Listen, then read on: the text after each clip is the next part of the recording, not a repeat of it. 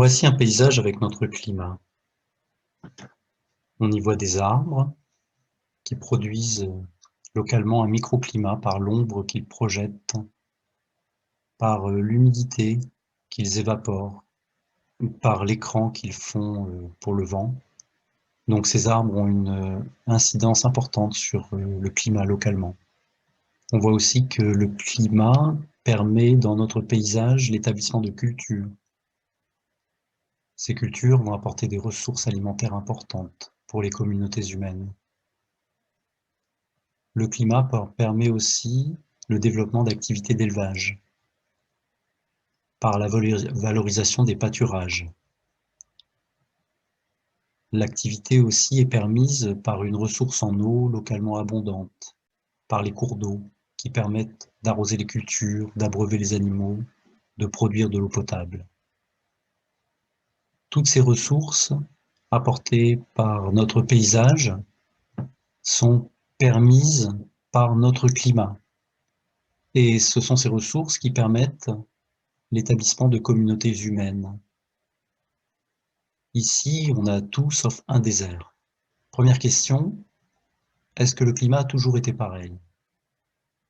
Si on remonte 10 000 ans en arrière, donc 100 siècles, on trouve une image qui ressemble un petit peu à celle que l'on vient de voir. Présence des arbres, présence des cultures, présence de l'élevage. Les humains sont installés, ils ont développé leur village, développé leur agriculture, utilisent les ressources saisonnières. Le climat est relativement similaire à celui que nous connaissons. On peut dire qu'il a été stable durant cette période de 10 000 ans, cette période de 100 siècles, avec relativement les mêmes saisons que nous connaissons aujourd'hui. Si on remonte encore de 100 siècles, donc on arrive à moins 20 000 ans, là nous sommes dans une période qu'on appelle l'âge glaciaire. Les saisons n'étaient pas comme aujourd'hui, il faisait beaucoup plus froid. Les humains, qui avaient les mêmes capacités intellectuelles que les nôtres, ne pouvaient pas développer l'agriculture, le climat ne le permettait pas.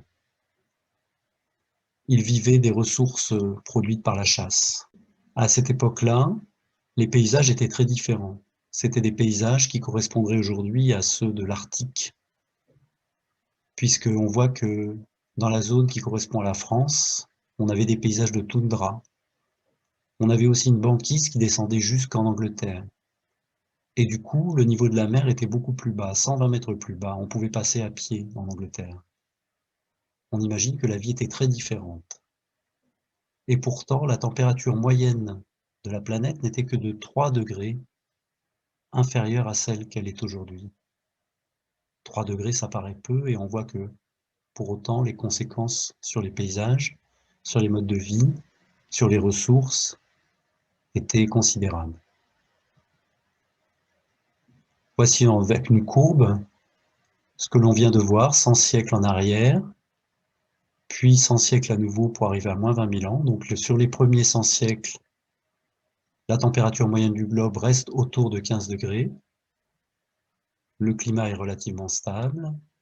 Et sur les 100 siècles précédents, on arrive dans l'âge glaciaire avec une température qui est de 3 degrés inférieure. La question est, qu'advient-il après, durant les siècles en cours, les siècles dans lesquels nous sommes aujourd'hui, le XXe et le XXIe siècle? On en vient à répondre à la deuxième question. Dans l'avenir, est-ce que le climat sera toujours pareil? En fait, il a déjà commencé à changer. On le voit par la multiplication des événements extrêmes, tels que les inondations. Ici, cette inondation de Paris en 2016, qui s'est renouvelée en 2018. Là, des images de canicules qui se multiplient. En juin 2019, nous avons eu 42 degrés à Paris, 46 degrés à Montpellier, une température de presque 10 degrés supérieure à celle de notre corps, puisque notre corps est à 37 degrés. On voit que, dans ces conditions, la vie devient difficile. Les tempêtes très fortes aussi, avec des vents de plus en plus forts. Tempêtes qui se multiplient dans certaines régions du globe. Les sécheresses aussi, à répétition et de plus en plus longues. Chaque année, on peut avoir maintenant des inondations au printemps, suivies de 5 à 6 mois de sécheresse. Dans ces conditions, les cultures ne produiront pas les mêmes rendements. Donc les ressources pour les humains seront inférieures. Donc des événements climatiques de plus en plus fréquents et de plus en plus intenses. L'effet de serre, c'est un effet naturel produit par certains gaz, comme la vapeur d'eau, qui adoucissent la température sur notre planète, rendent la vie possible. Il y a aussi les gaz à effet de serre additionnels, produits par l'activité humaine. L'effet de serre, ça consiste à avoir autour de la Terre des gaz qui produisent le même effet que les vitres de cette serre. À l'intérieur de cette serre, la température peut être très élevée par rapport à l'extérieur, parce que les rayons du soleil qui passent à travers les vitres font passer le pouvoir chauffant à l'intérieur, et ce pouvoir reste à l'intérieur, il ne ressort pas, et la température augmente. On peut avoir 40 degrés à l'intérieur alors qu'il fait 10 degrés à l'extérieur. C'est ce qui permet de faire pousser des tomates en hiver, par exemple. Le siècle passé, les activités humaines se sont multipliées qui produisent des gaz à effet de serre,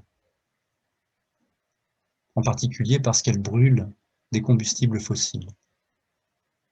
Les transports se sont multipliés, la fabrication d'objets dans des usines, une agriculture intensive qui utilise des engrais, eux-mêmes produits dans des usines, le tourisme avec le transport aérien qui augmente de façon exponentielle.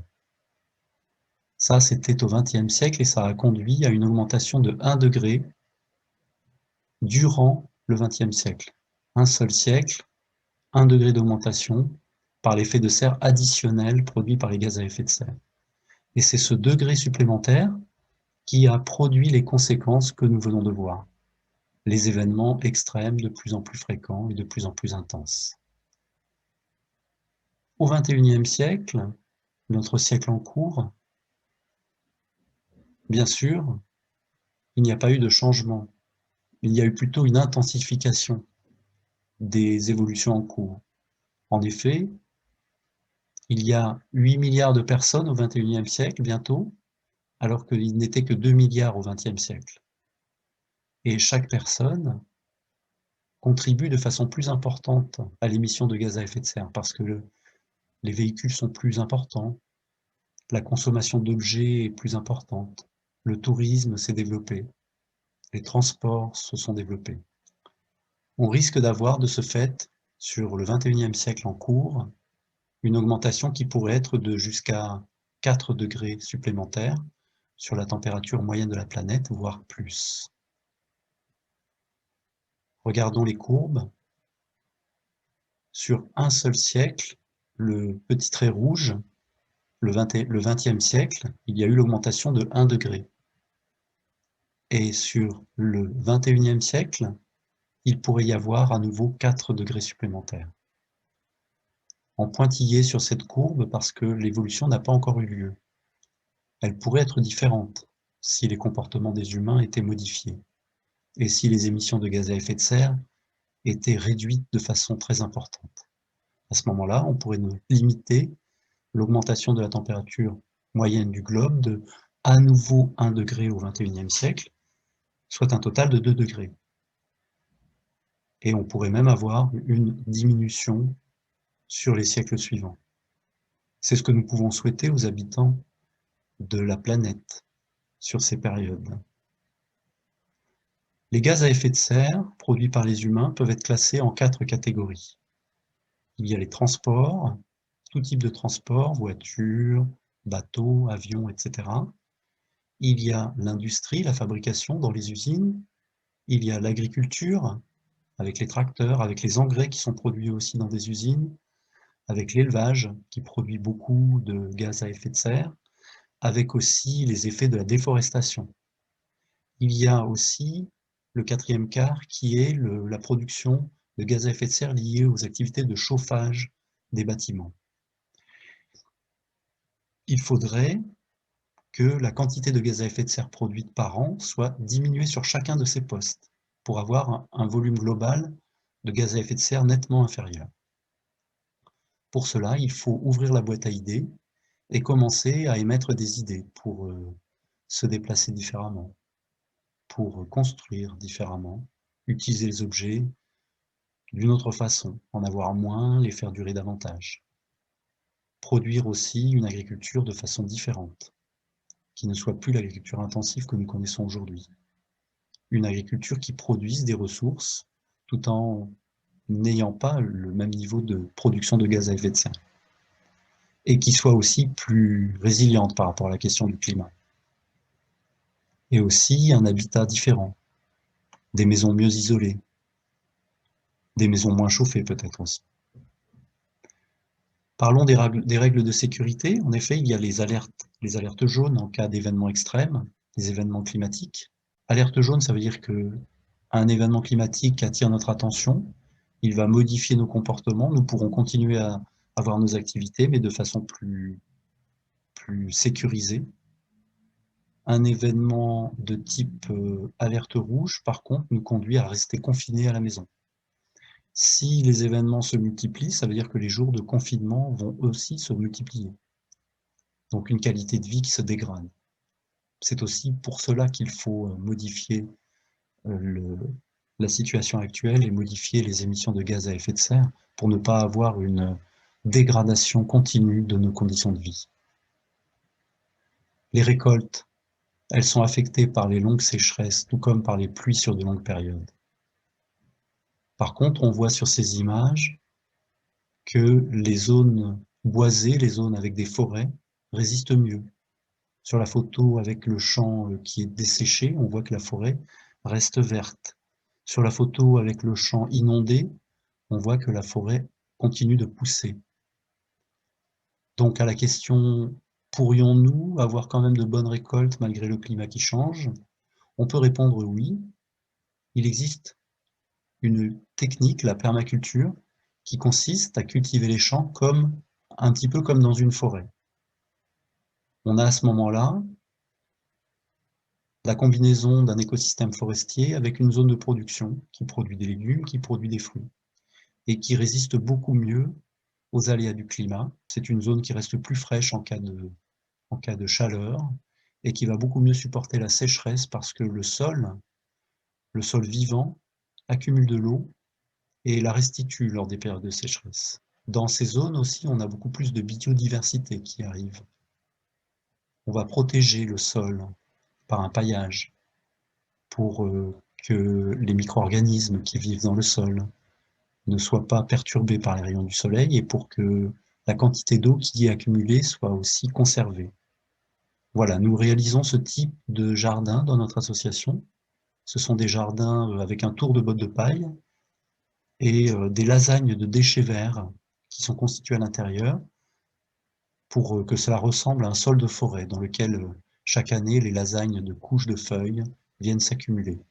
Et nous rajoutons un petit peu de terreau dans lequel on va mettre des graines, des plants et ensuite un paillage. Ce jardin résiste bien, il accumule de l'eau lorsqu'il y a des pluies abondantes et il restitue cette eau aux plantes lors des périodes de sécheresse. Ici, on voit que dans les zones de grande culture, on peut introduire des arbres pour avoir ce qui s'appelle de l'agroforesterie, qui permet de bénéficier de l'apport bénéfique des arbres pour la protection des cultures avec un climat beaucoup plus contrasté. Donc retrouver à nouveau des ressources malgré un climat perturbé. Donc on voit qu'il y a beaucoup d'idées pour modifier notre façon d'habiter, notre façon de cultiver, notre façon d'utiliser les objets, notre façon de vivre beaucoup plus localement. Toutes ces idées, il faudrait qu'elles deviennent des actions, parce que ce sont les actions qui produisent des effets. Voilà, donc on voit que le climat n'est pas le problème, ce sont plutôt les humains qui sont le problème. Ils sont aussi la solution, lorsqu'ils associent 8 milliards de cerveaux pour aller dans la direction d'une reconstruction d'un climat bénéfique pour les activités, pour les ressources des humains sur cette planète.